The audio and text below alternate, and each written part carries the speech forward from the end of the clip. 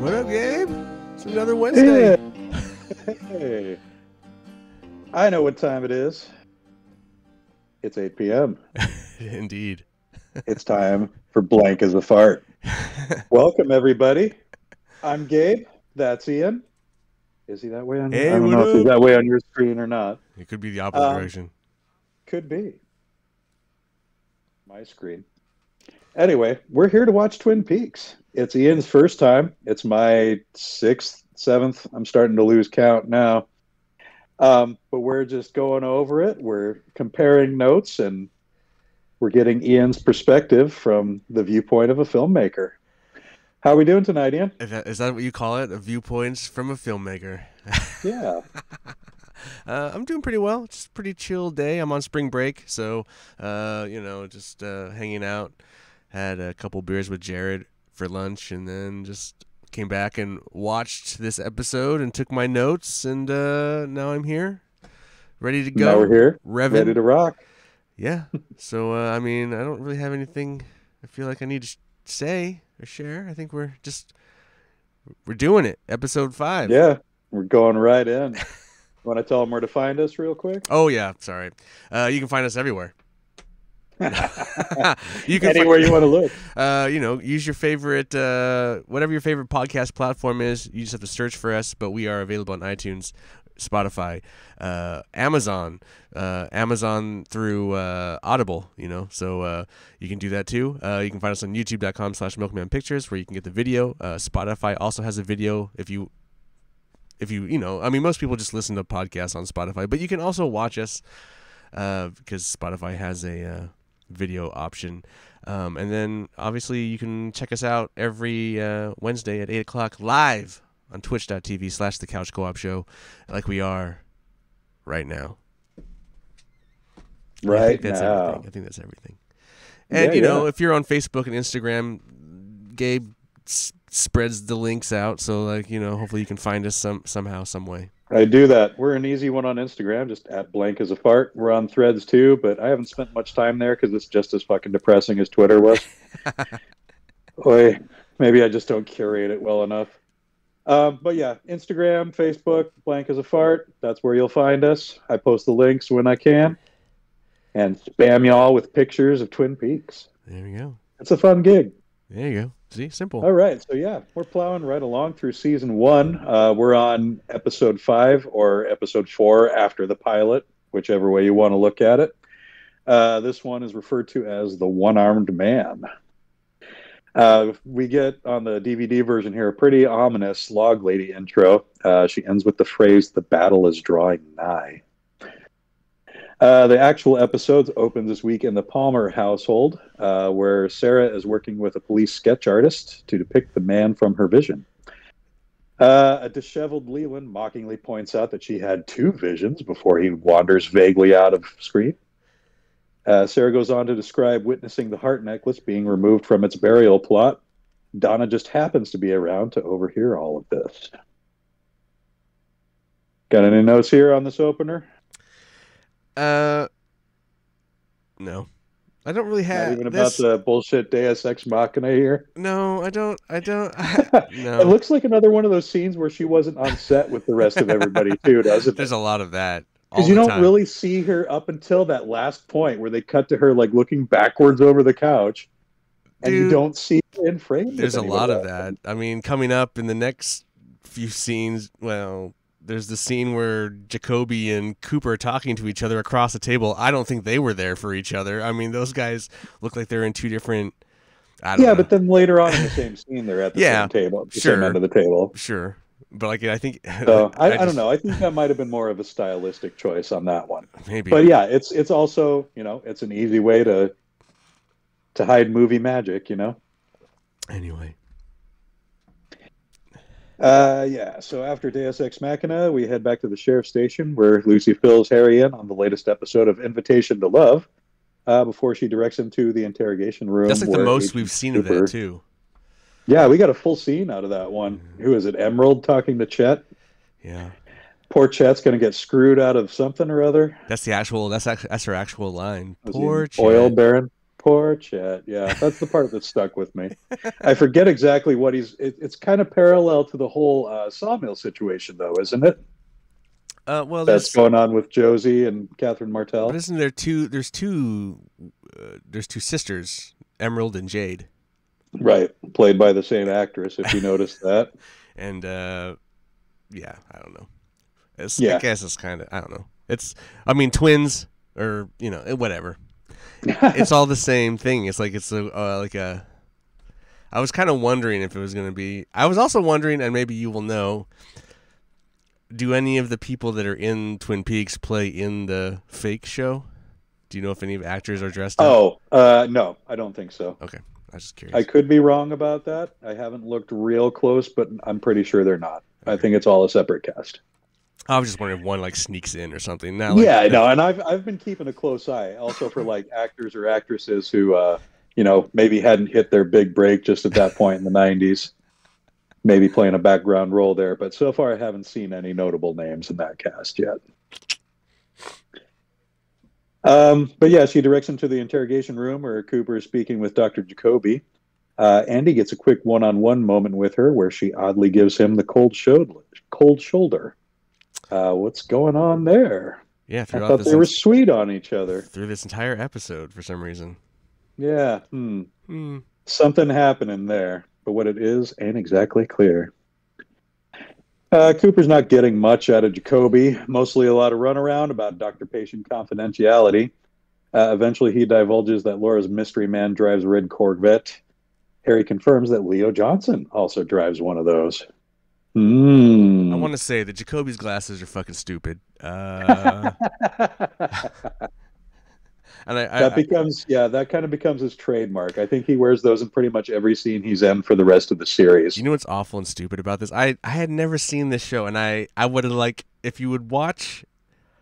I only say this because in my movie when I was in high school, if I were enamored with this show, I probably would have ripped off a lot from it because it's so goofy and weird. But Mark the Pimp in Super Ninja wears glasses that have a yellow and a green lens, and I had, subconsciously, I guess I was tapping into Twin Peaks, but I didn't know that. Gabe. Well, wasn't there? I want to say there was another notable pop culture character around the same time who had the two different colored lenses. I mean, it wasn't totally unique to Dr. Jacoby, I don't think. It cropped up in other places. And and just to be clear, it's not like it's not like a 3D glasses thing. It's like just literally a randomly weird one. Yeah. Yeah. No, I always identify them as orange and purple, not the red and blue. Right. And they are very clearly glass lenses and not like. They look orange and gray, or like in the show because of the color. The color of the show is so warm that it looks like it's kind of an orange and a green, like dark green or a gray. I don't know. It's a really weird coloring of those glasses, but yeah, it's got to be distracting to wear something like that. I bet. I can't imagine walking around in a pair of those. Anyway, I did that shit too when I was in high school. David Lynch. Everybody loved the twin-colored sunglasses. I would just like to add too, just because I just dropped Super Ninja, that I would like to enter Super Ninja as a supplemental piece of Twin Peaks episodic content. Right? I think that my film Super Ninja would, be able to fit in on the level of the filmmaking here. Anyway, yeah, playing on the background in like a video store or something like that. Sure. Yeah, Anyway, right in the steez of things. Let's see. Red Corvette. Cooper then receives a call from his supervisor, Gordon Cole. You mean David Lynch? Yes, I do. That's David Lynch in his first appearance as Supervisor Gordon Cole. That's funny. He adds some details to the autopsy results. The twine from Laura's arms is of a common household brand, but definitely does not match the twine from her wrists, which they haven't identified yet. Gordon also specifies that the claw and bite marks on Laura's shoulders came from a bird. Cole then goes on to mention that Albert filed an official complaint against Truman, which Cooper vehemently defends him against before hanging up in agitation. Andy then brings Sarah's sketch to Cooper, who confirms it's the same man he saw in his dream. I love this scene because Cooper's like, I didn't want to go there because he's Cooper considers himself a strong sender, and I'm like, I didn't write that in my notes because I knew you were going to bring that up. What the fuck does that mean? Yeah, it's just like sounds like such a, I don't know. That was just like what a puts funny visions in other people's heads. Guess. Yeah, it sounds arrogant in a way, doesn't it? It does, and it's such a weird kind of. I didn't want to go. Strong sender. It's like what a cool. But he's also so matter of fact about it that you can tell it doesn't come from a place of arrogance. He's just like, no, yeah. People see what I see when I'm around them. Clearly. What can you do about it, Clearly. He's a strong sender. Right around that same time, Hawk calls in to reports he's found the one-armed man at the Timber Falls Motel, but he's not the only person hanging out there. Oh, I did have another comment before we go too far. Sorry, yeah. No. I was another thing, like, it's been kind of like growing on my, as watching these episodes. But the sheriff wears the most unsheriff-like costume. Like, the other officers wear, like, what looks like a normal suit and a normal officer jacket with, like, the kind of shiny. Dude, the sheriff has, like, this weird pleated, I don't know what it is. It has, like, this weird material. Yeah, no, he's just dressed for a hike. He looks like he's wearing, like, it's not a onesie, but it almost looks like he's like, should be a Ghostbuster, like, the way the color tone of the two pieces, like the shirt and the pants match, and it's just, what is he wearing versus what they're wearing is so bizarre to me. Like, you wouldn't think he's always ready to go fishing on a moment's notice. Like, if he didn't have the badge, you would not know he's a sheriff or a police officer or anything. Whereas the other guys, you all would the know. Deputies, they're in uniform, and yeah, I don't know about. And he looks so like homemade or thrown together or poor. Like, it doesn't. It's so. If it's supposed to make him look less than, I don't know. It's just weird to me. I think it's to give the impression of the small town sheriff, who's more like just, a concerned citizen with a position of authority. Maybe. The coat is so weird. The jacket, I mean, it's just so weird to me. It strikes me as weird for an outdoorsy person. It's the kind of stuff my dad wore when he spent a lot of time hunting in the mountains. All right, didn't seem weird to me. Just one of those things that. Sheriff. Yeah, just weird for a sheriff on duty. Right, it's just weird. But not weird for an outdoor enthusiast. Yeah, like if you're out sitting by a fire and you're wearing this kind of wool jacket thing, sure. Yeah, but it's just weird. Yeah, but too casual for a lawman on the clock, Anyway. So yeah, at the Timber Falls Motel, Josie is staked out. She's taking photos of the room that Ben and Catherine are canoodling in. And they're finalizing their scheme, and that's to set fire to the mill, then frame Josie for arson and insurance fraud by using the old ledger switcheroo trick. Yeah, they pretty much spell that one entirely out in that scene, which, it's good on them. It makes a lot of sense what they're trying to do. At the same time, it's a little bit of an outdated concept. Nobody keeps paper books anymore for their business. True. Nor do we see payphones in use, but, hey, here we are 30, 35 years later. This is this hot, scandalous, this, like, affair that's going on in this, anyway. Right, yeah, this is very, very 90s primetime drama going on, But also just the fact that believing that these two people are together is somewhat hard for me. in some weird I way. I don't think so. They're like two of the richest people in the town. I Two guess. two of the most selfish as well. I mean, I think it's kind of natural that they gravitate toward each other. I guess. They're both scheming for power. I guess. We'll see how that turns out for them. Usually, villain team ups don't last all that long. Foreshadowing. Hmm. Where was I? Okay, yeah. And then as the police approach the one-armed man's room, Clumsy Andy drops his gun and it goes off. And we see one of the brief moments of Cooper like losing his cool for a second. He like does fucking spins around like he was about to yeah, but then just stops. like he was. Oh yeah, like he's almost gonna yell and then just instantly composed again. But yeah, like that rare second of like, oh man, you could tell. Like what was? Oh, he was pissed. Like but what was that instantly it's direction? just like, okay. I would love to hear what that direction was.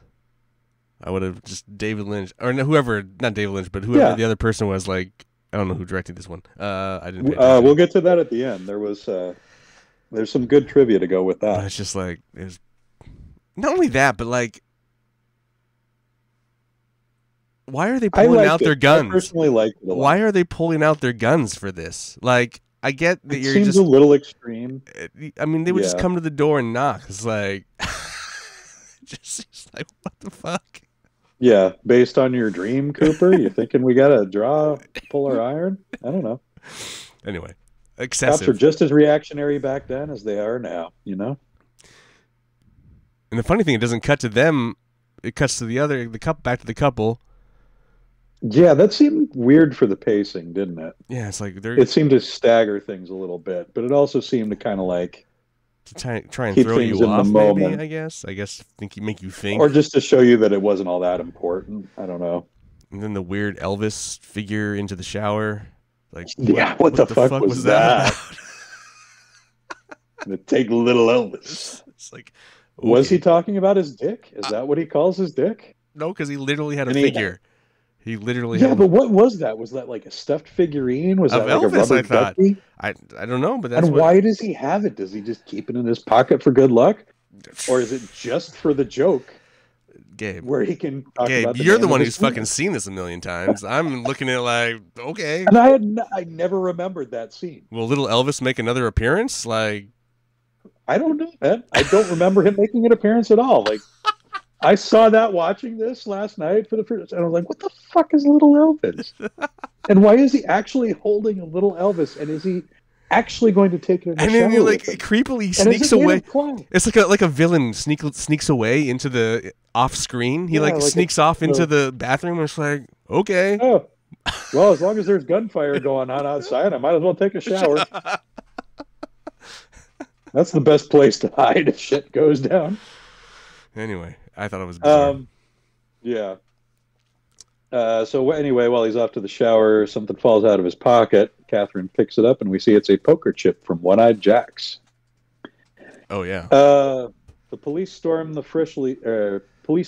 room of the freshly showered one-armed man, who is a traveling salesman named Philip Gerard. When interrogated, he does confirm that his middle name is Michael, and his best friend is named Bob. But this Bob is a veterinarian who is currently in a coma at the hospital. That explains his visits there. Yes. He does admit that the lost arm, the arm he lost in a car accident, had a tattoo. It said, "Mom." A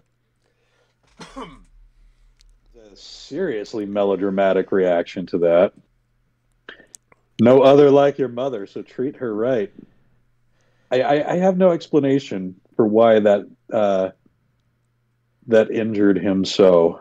Do you have a theory on that? No, but I did like the scene itself was kind of bleh, but like I did like the reveal where he was kind of at the closet with the door open, and then he walked back, and they're like, so I thought that was kind of a fun reveal. But then the scene where he's just kind of, you see their backs and he's sitting down, and it's just kind of this.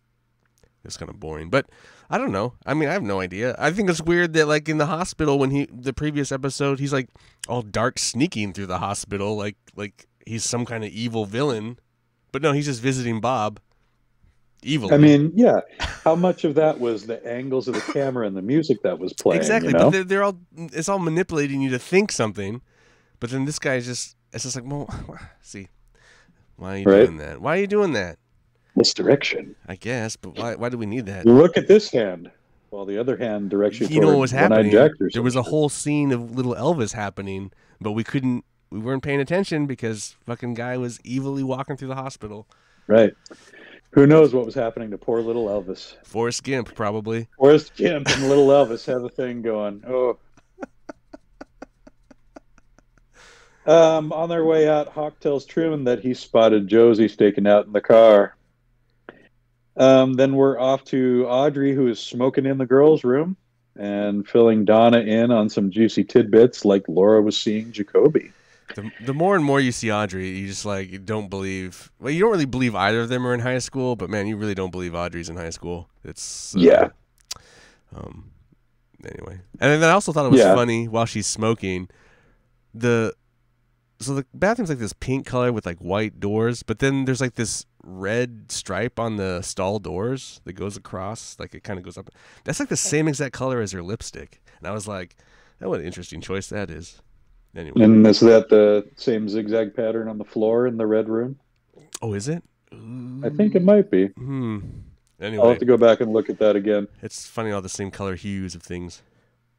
Yeah. There's obvious references here and there. And then Audrey also confirms that her main reason for working this hard on solving the mystery is to try and impress Cooper. Oh yeah, because she wants to get taken away and be a She wants adventure and Adventure, excitement, just adventure, like every excitement. 90s teen, right? right. And then obviously Laura was working at the One-Eyed Jacks, or no, they're like talking like, you don't think she? So you know, Could it be? Could it be that Oh, no. she You worked? don't think? She's a call girl, or Was anyway? she that wild? You Secrets knew her, upon Donna. secrets You knew upon her better than secrets. I did. Anyway, Apparently not. apparently not.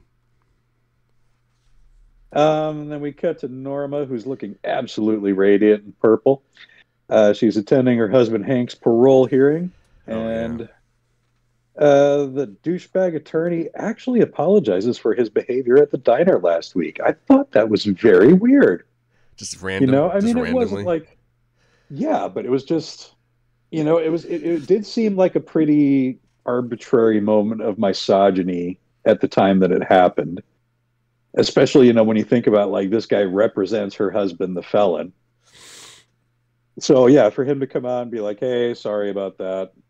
I mean, even if it was in like a chauvinist kind of way, Or I maybe thought it was. or maybe it's just like to loosen her up, to break, make her feel better. Like maybe Yeah, because they now, do need her cooperation right. at this point. So He needed her to come in, so completely he insincere. he kind of needed her to come in and deal with this. So he was kind of gruff about it in the previous episode, and then this one when she shows up, he's very nice and kind to try and lubricate her Yeah, into the idea. Yeah. Maybe I guess could be vinegar versus honey. the, Yeah, right. could be that scenario. Yeah, we get our first look at Hank. What'd you think of him? I mean, I've seen that guy before. I don't know his name, but he's been in some. The actor's name is Chris Mulkey. I didn't double check his resume, but we'll get more of him. He's been next in a bunch episode. of stuff I've seen him in. I mean, He's one of the better actors in the show. I guess everyone just needs to have another somebody, huh? Is like the whole point of this? Like, I mean, I knew Hank existed, but I mean, it's just like, here we go. We're just gonna like everyone's got like 2-3 people they're involved with. Yeah, that keeps going. It's just like never. That ending. doesn't end. Melodrama, season. soap opera. I mean, that's part of what drives the soap opera, right? Is the romantic bullshit. Let's see. During the hearing, Hank gives, a little bit of a narcissist apology for, it appears, what the vehicular manslaughter that he appears to have committed to get himself locked up. But anyway, he walks the walk. Let's see if he's talking the talk.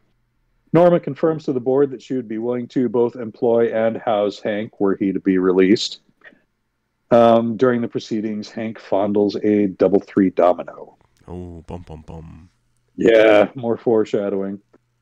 That and that reverby desert guitar riff You always know there's a bad boy on the screen when you hear that one playing. That's got atmosphere to that sound, you know? Yeah, that was Everything, every guitar tone, every song written with that guitar tone is written in A. I guarantee it. oh, there you go. It's that surf rock California desert sound. This was the most low rent courtroom I've this is like someone's like den or something. Like Oh yeah, I mean that's a small town courtroom right I there. guess so. Holy Yeah, moly. and that's probably again, keep in mind that the intention was for Twin Peaks to only be 5,000 people. Mm. So yeah, I think it would be pretty typical, having seen some of the towns in Colorado and like single high school towns like that. You'd think there'd Courtroom be would a be about that little size. something more exciting. I don't know. But No, it's yeah. Okay. Pulling up to a convenience store, Cooper is reminded of in his dream where Mike mentions that he and Bob lived above one. mm-hmm. He sends Andy into that store to purchase whatever twine they might have. Well, he and Harry head into Bob's veterinary office next door. Bob, aka Dr. Lydecker, does not resemble the man in Sarah's sketch, according to the receptionist, but he does treat birds. The cops go ahead and confiscate all his files, and the twine Andy finds in the convenience store matches the brand used to bind Laura's arms. Too much to be coincidence, you think, right? Mm. Or is this all Cooper's intuition pointing him in the right direction? I have some comments about this veterinary clinic. I've never been in a veterinary clinic with such a plethora of animals in the waiting room. Now you say there's only about small town Twin Peaks. Right, yeah. There's a few exotic animals. I mean, I get the llama. That's could be a farm animal. Okay. Right, there's agriculture. But there's a involved fucking with that. iguana and some kind of other Hey, dude, bird thing. lots of people who have allergies to pet dander get iguanas instead. Sure. That's a fair They one. drive up, I knew people like drive that into the growing up. city and buy themselves an iguana. Anyway, just even in a big city, anywhere, I've just never walked into a pet, any kind of vet, small ones, big ones. Usually you see maybe a dog, but that's cool. There's like a whole zoo when you walk in. And for the llamas, yeah, you generally don't see them in the waiting room. Just a quick note about that scene. Kyle MacLachlan did confirm that the llama grunting directly in his face was total accident. Oh, that's funny. But happily worked very well for that scene. And he managed to play off of it exactly as Cooper would have, just totally nonplussed. And then, oh yeah, finally we get to some sexy time. Bobby and Shelley are getting hot and heavy in the kitchen. Shelley tries to put Bobby at ease by telling him that Leo is with his friend Jacques. Upon hearing this, Bobby starts to put two and two together and formulates a plan to get Leo out of his and Shelley's hair for good. It's going to involve that bloody shirt that Shelley has stashed away. It's funny. This is such a funny scene because they're kind of making out, grinding on each other, and she's trying to put him at ease because of his dead girlfriend. No, because he's worried about Leo. No. He's like, I saw you at the funeral. You were so. Oh, I wanted to go to you. Yeah. So there's that. Yeah, there is that. And then he wants to, be with. And him and Leo. Yeah, and then he's complaining about James. He was seeing Laura behind my back. Yeah. What do you care? You're fucking Shelley now. It's like hypocrisy. It's just like the hypocrisy of these people right here. But it's kind of funny. It's just funny. Keep in mind is Bobby is supposed to be 18 years old. Sure. So I think that's how old is Shelley supposed to be? I know she's married. I would put her at 20. 20. I mean, super young. 19, maybe 20. I'm thinking she was probably a dropout. Just okay. We don't really ever get a backstory for Shelley, I don't think. Like we never, I don't think we ever meet her parents or any like extended family for her. So we don't really get an explanation as to how she ended up where she's at. So I also found it I funny don't know. that Bobby's wearing a shirt that says "Dick" on it. Is that? I don't know. I don't know. And Just a then bowling shirt. Shelly's just pulls out her gun and is getting erotic. Like the dude is wearing a bowling shirt that says art on it. I guess maybe that's what it is. When Walter pulls out a gun and gets agitated. I suppose. That's a bit of a A stretch. tangent. Yeah. Bit of a tangent. Anyway, yeah. Thought you could teach me, Bobby. That's where we left off, right? Teach me, Dick. Teach me, Dick. Returning to the sheriff's station, Andy apologizes for losing control of his firearm, admits he's never had to use it in the line of duty. Cooper, good guy that he is, offers Andy encouragement and tells him all he needs is some practice. So it's off to the range with them. Another cold shoulder moment from Lucy toward Andy on the way down, which Cooper, being the body language expert that he is, notices. And we get our little fun scene with boys shooting guns, talking about gals, and in Hawk's case, writing poetry for them. Okay, I gotta stop here for a second. First of all, I wrote this as Lucy, Andy, and the gun range. So that was my little but it's pretty funny. That's obviously, your title for this segment. Yeah, Cooper obviously right away knows. Hits him on it right away, and they start talking about it. But Hawk starts reading the poetry, and at the end he talks about singular joy. I believe so. Justin Scraper in his album Beats Built has a song called Singular Joy. I think it's on that album that no one will be able to find because it's free. Well, no, Beats Built is available on Spotify. I don't know if Singular Joy didn't you send the link out for that? Yeah, I don't know if Singular Joy is on that album or not, but I believe I'd have to go back and listen to it. I think he samples that poem, not all of it, but that part, the lead up to Singular Joy or something. I'd have to go back and listen to it, but it hit me like, holy shit! Did Justin watch Twin Peaks? I don't know. Maybe. I don't know. I just what? That's weird. We'll have to ask it. I don't have to ask, but yeah. So that kind of means nothing, but another tangent. But yeah, it was funny, and then a neat little connection. All the guys are shooting, and all the shooting, all the shoots, bang bang. I mean, obviously Cooper's a show off.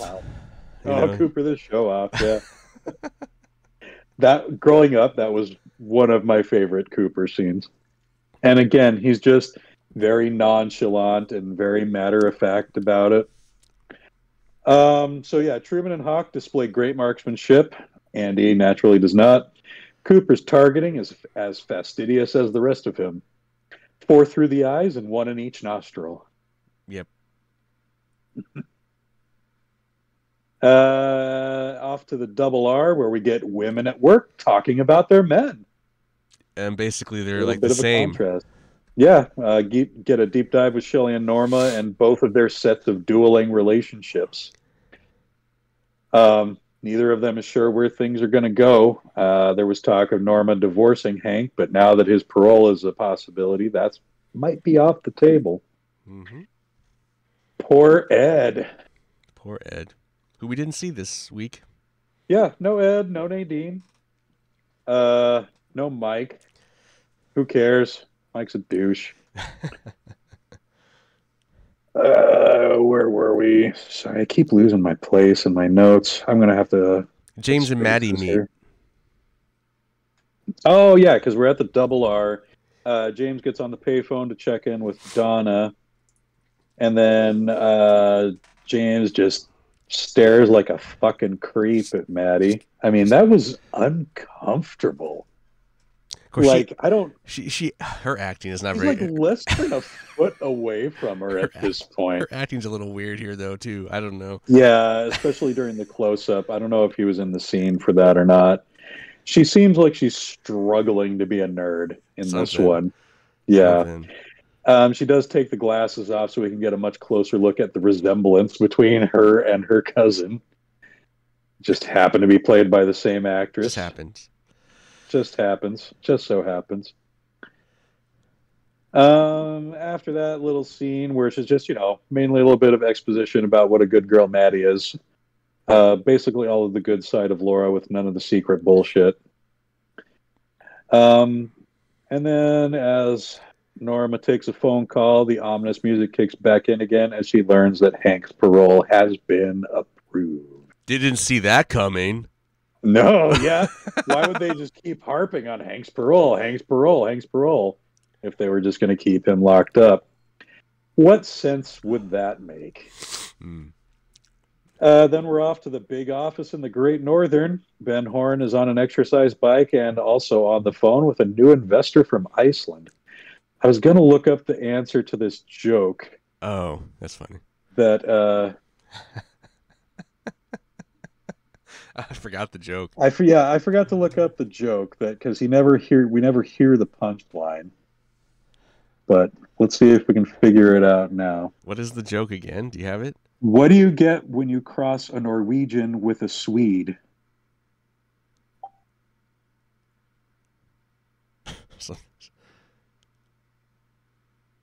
All right. Norwegian, Swede. It goes right to a post about Twin Peaks. Look at that. Absolutely nothing.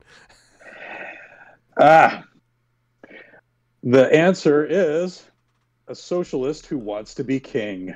Oh, what? Jeez. What a... It's a political joke. Of course it is. Of course it is. Good one. New investor from Iceland. Audrey makes her way in and has a heart-to-heart with her dad about wanting to straight up and fly right, getting into the company business by starting at the base level, right in the department store. Seems sincere, but it's all a ploy so she can scout out the perfume department and find out what the hell's going on back there. But Ben does seem to buy it. Seems a little touched by it. Mm-hmm. So I put Audrey turning over a new leaf ? And then I put LOL. Nah. She just wants to investigate the department store. But I did put this in interesting. This is funny because she's wearing the most drab, long Puritan outfit. Like this, right, like, it's just like she's the good girl. She's so dressing the part going in there. Her hair is combed way down. It's really funny. Yeah. No, she definitely is like maximizing her presentation in order to get what she wants. I mean, you probably could have fit 3 of her in that dress. I don't know. It was just funny. I just thought it was like, what is this? Yeah, definitely different than what she was wearing in the previous scene with Donna, for sure. For sure. But yeah, it's, good, really good acting from Richard Beymer on that scene. I was really impressed with like the range that he displayed there from, calculating businessman to just, exhausted guy to actually like, you could see the lament in him that he did miss that relationship with his daughter. But you could also see the disdain in Audrey because in her mind, and, she may not be wrong about this, Ben seemed to hold Laura above his own daughter. Gotcha. So we might see more detail about that later on. All right. Cool. More. But anyway, yeah, I don't think we've mentioned this, but Richard Beymer was in the original West Side Story. Oh, we did not mention that, and I've never seen the original West Side Story. So, and I think he might have been nominated for a Best Supporting Actor Oscar for his role in that. Oh wow! I will double check on that for next week's episode, but I know that that was one of his earlier roles when he was a young man. Oh, that's cool. Yeah, young man, somebody with a good history. After Audrey leaves, Ben takes a quick mystery call for someone he's going to meet discreetly in half an hour. Who could it be? Who knows? He's got his iron in a lot of fires, doesn't he? Not yet. The fire isn't started yet. Pun. At the sheriff's station, Cooper gets another call from Cole, who specifies David Lynch. Who specifies that the bird they're looking for is a parrot or myna bird. Waldo. We'll get there. All right.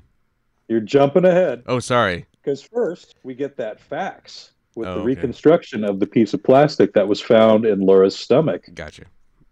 Truman identifies it as one of those same poker chips that we saw earlier from One-Eyed Jacks. This is when Andy discovers the file for Waldo, who is a Mina bird owned by Jacques Renault. The pieces are falling into place. Waldo killed Laura. Case closed. Waldo killed Laura. Roll credits. I just want to say we didn't really talk about David Lynch acting on this. No. He usually, I mean, anytime I've ever watched David Lynch like kind of act or talk, he's very slow. But on these phone calls, he's like incredibly fast. He's just doling out the information really quickly. And I thought that was kind of just for me, just something like, oh, okay, he's not really acting here. He's just really just trying to get the information out. I think that's because he's just a voice in this episode. Probably doesn't care. Yeah, and all he really does is serve to perform some exposition here. He doesn't have much of a role other than that. So I have one of those duotone voice box things at work. Old, ancient. Oh, I'm going to steal it and bring it over. And I'm going to have it right here next time. Oh, that would be great. I'd love to see it. Have some actual props. No, okay, so that's the cop's cue to head to Jacques' apartment, where they almost catch Bobby in the act planting evidence. The said evidence is enough to get them hunting Leo down. That's the bloody shirt that we had discussed earlier. Oh, this is also funny. Though they all run, they hanging out of the kitchen drawer. No, but before they get there, they all run to it, like they're like they know right what to look for. Well, but outside before they get to the building, they kind of run to the building. Like all three of them are like this group of like, I don't know, just the way they approach the building. It was just funny to me. Like, didn't seem like your typical police approach. Like you could probably take all the random like cop footage from this and like recut it to Sabotage, and it'd be a fucking hilarious video. Oh, dude. Oh, that would be a fun little bonus project. Anyway, if any of our listeners wants to take that one on, got some good video editing software, have at it. We'd love to see it. We'll put you on the air. There you go. On the air for what that's worth these days. What it's worth. All right. So yeah, they're going to hunt Leo down, but they're not going to find him just yet, as he's in the forest chatting with Ben Horn, who has enlisted Leo to perform the arson that's going to take out the sawmill. I feel like this is the same forest that they meet up at every time. It's like the same area of forest.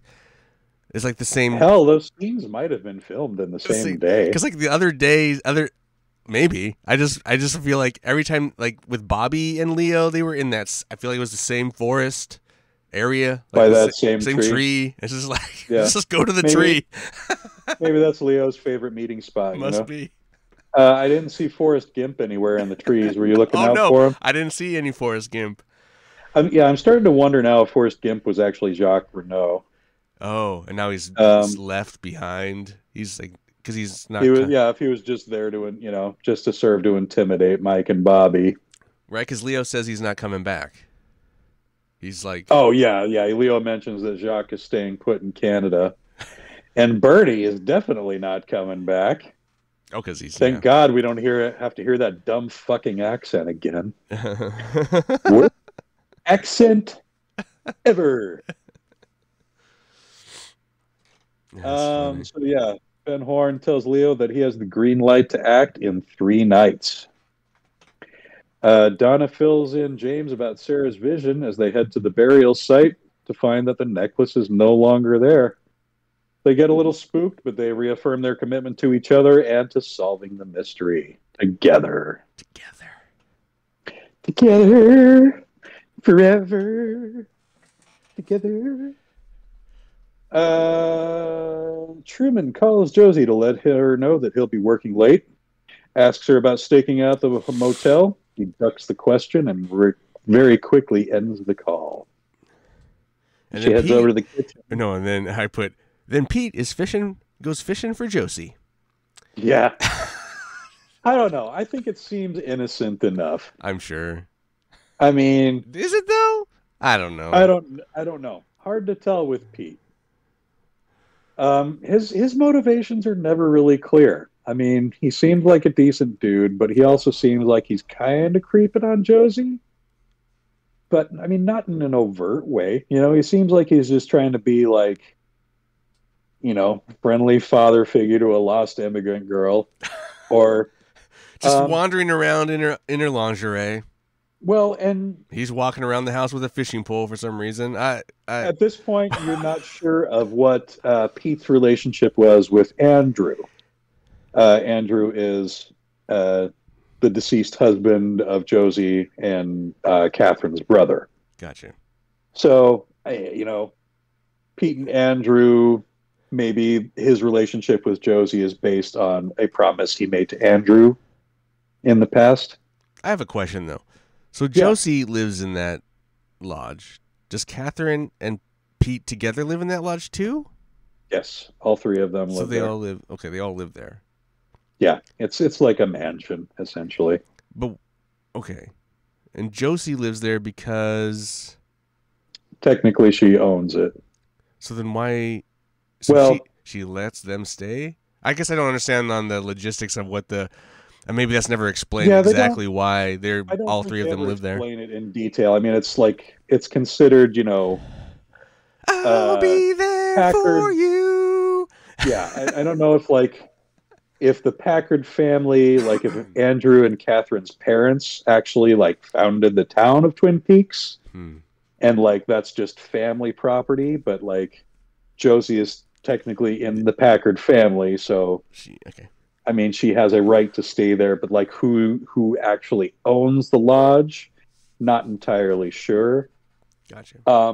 We get the impression that Catherine and Josie own the sawmill jointly because Catherine wants to sell and Josie doesn't. Okay. So it's kind of like they need both of their agreement to strike that deal with Ben Horn. And so that's why they're kind of trying to frame Josie for this whole arson bullshit, get her locked up and out of the way. Right. So then that land is free for Catherine to just sell on her own to Benjamin Horn. I just find a way that they all the live Ghostwood together, development. I guess. That does seem odd, doesn't it? I don't think we get a look at Catherine and Pete's bedroom, but I'm not sure we ever get a look at Josie's. I think pretty much every time that she and the sheriff are making out, it's in the living room. So. Outside living room, out on the porch, that office den thing when they're by the big stuffed bear. Anyway, nice looking den. I'd like a library/den like that. It'd be cool. One quick thing to mention while we were still back in the forest is that Ben Horn recommends that Leo was recommended to him by Hank. Oh. Of course. Yeah. So there's a Hank-Leo connection. This is the Hank episode.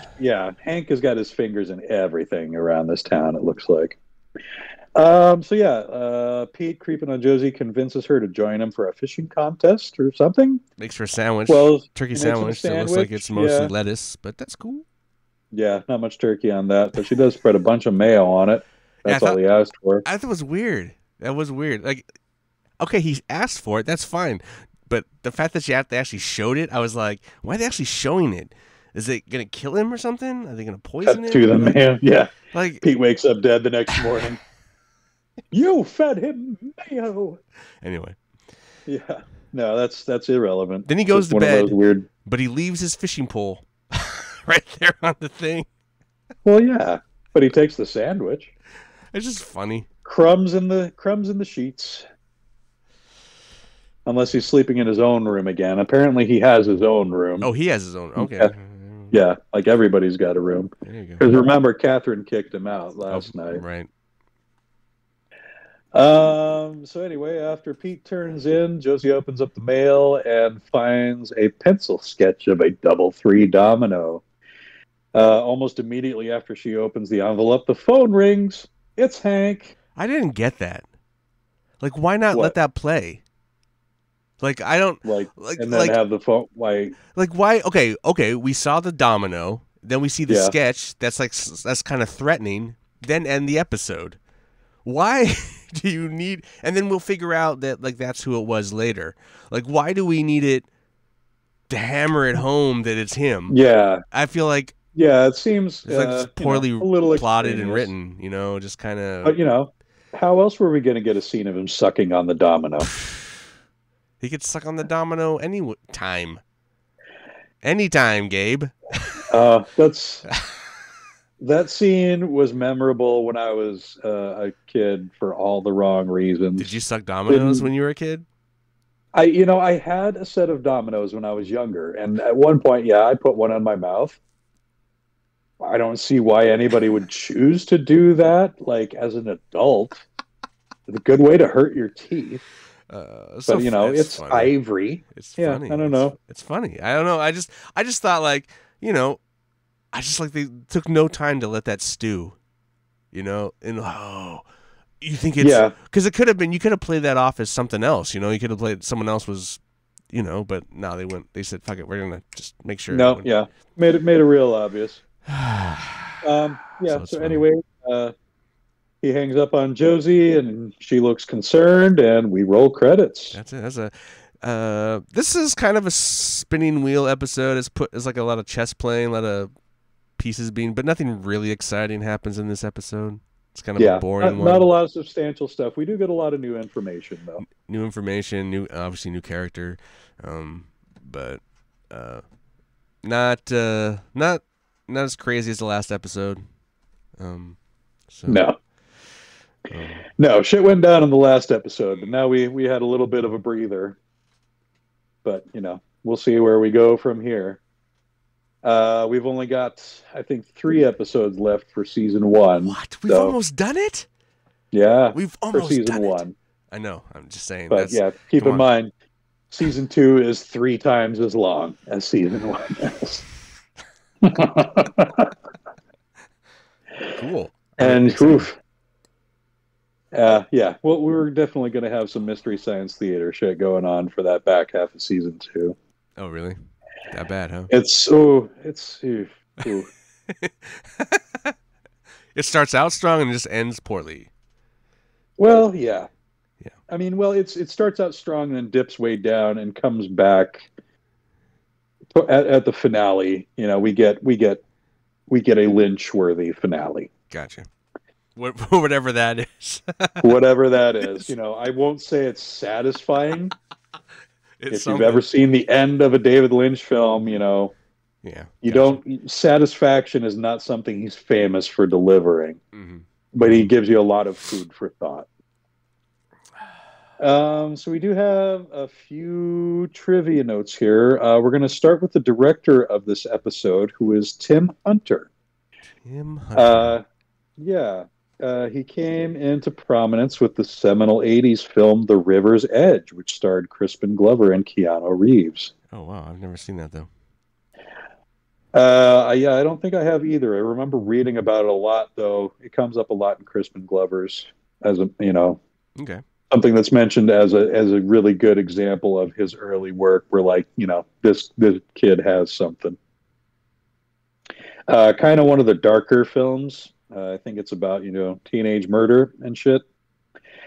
But that was really his only feature film. He does continue to work today, mainly in television.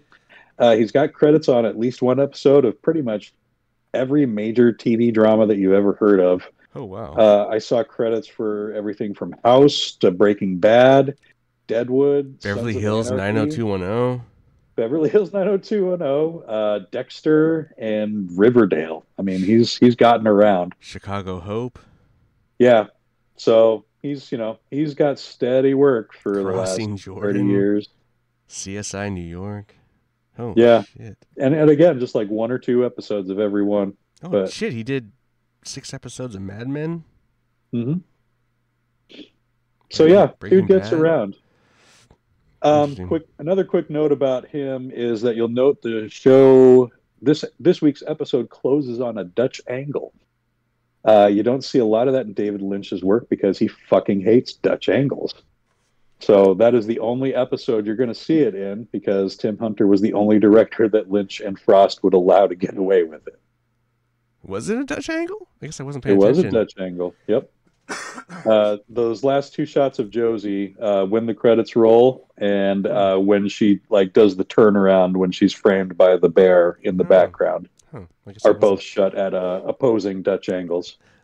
I guess it, So where there were scenes with the credits on them though, right? Yes, Maybe that's why they let him the get last away. one was. Let him get away with it. Maybe.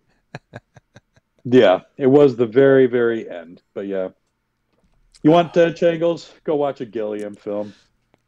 You want Dutch angles? Go see Battlefield Earth. Oh God, no thanks. You want Dutch angles? Actually, you know what a good Dutch angle movie is? Hmm. Faye Grimm. It's the sequel to what the fuck is that movie?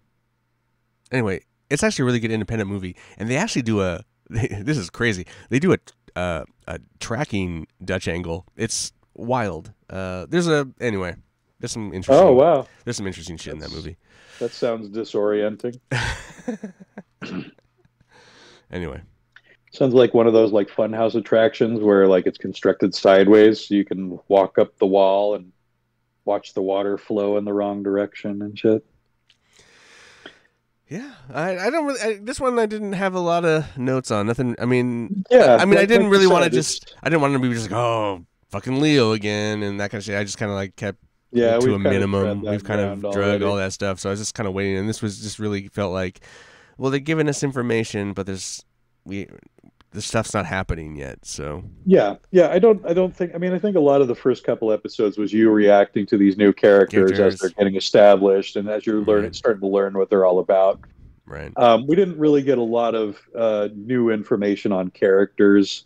Mostly, we got new information about what these characters are doing this week. Right. So, yeah, I see why there's not a lot to discuss outside of these main plot points. So let's go back to the plot points. Like, where do you see these things going? Like, what kind of predictions do you have for, say, how Ben and Catherine's scheme is going to end up?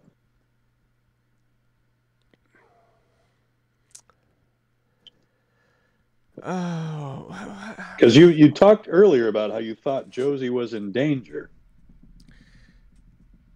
Well, yeah, I think she's in danger, but I don't know. I don't think she's in danger from them.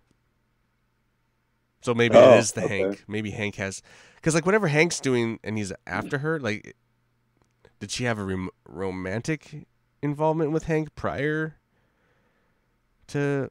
I don't know. I mean, he needs another woman too, right? Everyone has twos, right? Like, so like he has Norma. He's married to Norma, but he's obviously not everyone sleeping with. Only got one gal. So that's so far that I know of. He's also the law, and he's also the law, and he's supposedly one of the good guys. So I don't know, but yeah. Catherine, those, I'd be surprised if they actually pull it off. Like, you don't think it's going to go according to plan? No. that's kind of my gut. Given Leo's track record, yeah. I don't know if it's Leo doesn't seem to be great at this crime thing, even if he is continuing to get away with it. I don't know. Well, it also just seems like something that is being. It's such a focus that they want it to happen that it's whatever is going to happen, something is going to go wrong. And I'd be curious to know which one of the two, Catherine or Bernard, is that his name? Benjamin. Which one of those turns on them for? Which of those two turns first on one or the other? I'd be curious to know which one of those is. But yeah, I think Josie's not in danger from them per se. I mean, there's danger there, but I don't think that's the danger. I think it's Hank related, maybe. So Hank related danger. We did have. Let's see what else we have. Some notes about the writer for the episode is Robert Engels. Not a lot to his resume. His only other real notable work was the Sci-Fi Channel series Andromeda that ran in the early 2000s. Just, another one of those Star Trek clones like Babylon 5, what have you. Yep. Editor for the episode is Paul Trejo. Don't let Dave hear you say that. He loves Babylon 5. Oh, really? I never gave it a shot. Star Trek was enough for me. It's way more plenty of that shit, though. So see, yeah, who needs that? Well, it's like the Deep Space Nine shit, right? That was different. Well, similar-ish. Similar-ish. I mean, yeah, a lot of that was based on the politics of revolution, which is, well, right, complicated and a good fertile soil for drama. The editor for this episode is Paul Trejo, excuse me, who also has a pretty wide film resume.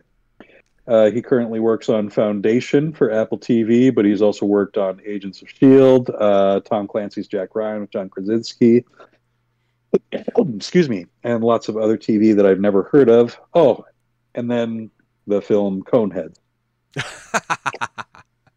That's funny. That's a very random, that's one of those ones where you feel like he's just taking it for the paycheck and not necessarily for artistic fulfillment. You never know. He could be a big SNL fan. Could be. Who knows? This episode aired on May 9th, 1990. Ratings trended up just slightly. We were at a Nielsen of 11.9, which is 17.4 million households viewing. Wow. And that ranks 44th for the week. So still in the top 50. Excuse me. He a dying game? Just put a little Just got the tickle in the throat. I thought the whiskey was supposed to help with that. Clearly not. Isn't it a cough suppressant of some sort? I don't know. Is it? You tell me. I'm no doctor. But I play one on TV. Jacoby. Oh, I don't even play one on TV. Not anymore. I've never even played one in any of your films. Oh, you're probably right. I have played a lawyer at one point, A lawyer? but never a doctor. A lawyer and a hitman. A lawyer and a hitman. Who? And a bum. I'm not going to spoil that twist, but lawyer, hitman, and bum. Lawyer, hitman, and bum. Pretty much sums up. What Portland. a resume, huh? Yeah. Lawyer, well, no. Now next I'll have to be a chef. Oh, a chef. Short order cook, something like that. With extra, we'll have to draw in some extra tattoos all the way up to my knuckles here. You put on one of those tattoo sleeves. Yeah. Like the nylon ones. Yeah. All right. Well, anything else? We got any other fun tidbits? No, that's pretty much all the trivia I had for this week. Any actors that we haven't discussed yet about anybody you wanted to actually compliment this week for a change? I mean, I always compliment whoever plays Audrey. You do compliment her. I think she's probably the best actress on the show. She's probably and I'm always sad when there's not an Audrey Cooper scene because that's steamy and it's like taboo. But this week acting, I don't. There was, I honestly think Shelley is low key a really good actor. I think she doesn't play it. Mädchen Mick is her name. She doesn't play it loud, right? But I mean, that's not her character. Her character is kind of mousy and fits into the background, except for when she's making fun of grieving fathers jumping onto moving coffins. Right. But I like the way she interacts in that scene with Norma. That feels like a very genuine moment to me. That explores the depth of their friendship. She is good. I'll give you that. Even if it doesn't quite pass that, what is it, the Bechdel test? I think when oh yeah, definitely not. Yeah, none of the show does that, none but of it does. show. We do get two scenes with just women talking with each other, which is more than you would see in most early '90s dramas. It's true. So I think David Lynch is an equality champion, and I think he uses his platform to that advantage here, and a couple of scenes here. Well, and there. for white people, he is, Gabe. Yeah, for white people, he is. Not a lot of non-white people in Twin Peaks. There's one Native American, Hawk. I think we have one he Native seems American. Slightly, I think he's Native American. I don't know. He's definitely playing somewhat Native. He plays the role that way. We had a supposed French guy, but French Canadian. That's still white. Still white, but that's just as white as. I'm just saying, an American. That's the flavor we're getting here. That's the flavor. Yeah, and that's 1990s television for you. Unfortunately, thankfully we've moved on. The return is nowhere near as lily white. I promise. Anyway, it's all right. It's pretty close, but not entirely. I mean, you're right. It's not all right, but it's, we're No, reviewing an it's not old. okay. Things are Yeah, getting better. but it's a reflection of the time. Right.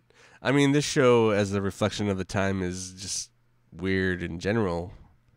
In Yeah, some it's ways. I don't know. yeah. I mean, again, like we were going back to that whole how the whole plot around the sawmill revolves around a ledger, which is non-existent in this day and age. It's QuickBooks or it's Excel. I guess You Josie's can't. Asian.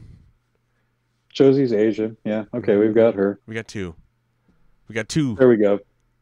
Two minorities so far. that look pretty white in the color scheme of Twin Peaks. Yeah. With the warming of the anyway. Yeah, maybe that's just the cinematography. That's all about the warmth of the color in the editing room. But yeah, I forgot about Josie. Yeah, she's not real prominent either, at least not yet. Does she get more prominent or no? She might. Oh, she might. We'll see. Or she dies, burning to death in the sawmill, and I was wrong. We haven't seen any deaths again. Oh no, that's not true. We saw Bernie. Here we saw a dead body. Yeah, Bernie got killed.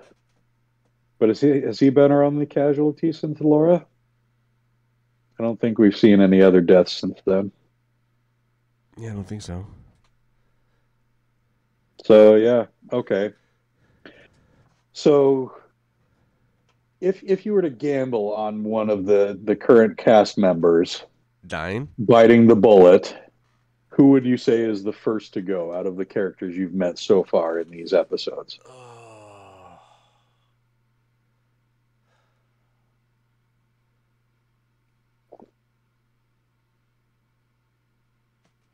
Oh, he's putting a lot of thought into this. No, I would have to go with like one of the boys, like James or Bobby. One of the teenagers? Yeah. Oh, okay. There's too many because they feel a little extraneous. Yeah. Like how many? I don't know. Like I don't really. I mean, I'm sure if I really thought about it some more, but that's kind of where I'm at. I'm gonna lean that direction. I could see Shelly dying though, or Norma. Those would make me so sad. So very, very sad to see one of the two of them go. But I mean, a lot of those characters could go. Yeah, and that's a loaded Ed. question for me to ask, having watched the entire series multiple times and knowing the answer to it. Because I don't want to touch on that and respond to your suggestions in a way that's going to give anything away. I mean, the sheriff could die I mean, like I don't really know the point of him because he really just follows Cooper around all the time, for the most part, and really has no agency. He's just kind of been castrated as a law enforcement officer with Coop around. Yeah, he is just kind of Dr. Watson right now. Right. I mean, it was fun and cute in the beginning because Cooper was asking him like all these kind of questions and stuff, but now it's just kind of like, well, we don't need two of these guys. No, I mean, he still kind of works as Cooper's cultural translator at this point. Sure. He's helping him. He's got the local knowledge, which is going to be vital to every facet of this investigation. So when it comes to that, that's where Truman is, where his brains are going to come in handy. But I kind of miss some of that stuff where he like introduces Coop to new stuff, and Cooper's like, "Oh, there's a lot of just like we didn't get much of that in this episode. That's part of the charm just of those. Cooper being like a badass, like he's a fucking badass shot, and he's a fucking sender, and like it's like he's just like okay. Yeah, this was an all work and no play Cooper episode for sure. But you would think that like even the police officer, the sheriff Truman, would have like some kind of knowledge in the field that what he does that Cooper would be like, oh, impressed by. But when it comes to the work, nothing that Truman does is impressive to Cooper, I feel like, and it's kind of weird to me. But anyway, whatever. Well, except for his marksmanship. Well, it was all right. Cooper was no. Cooper or Truman's was good. It was good, but it wasn't fucking Cooper's. Well, even Hawk's was not bad.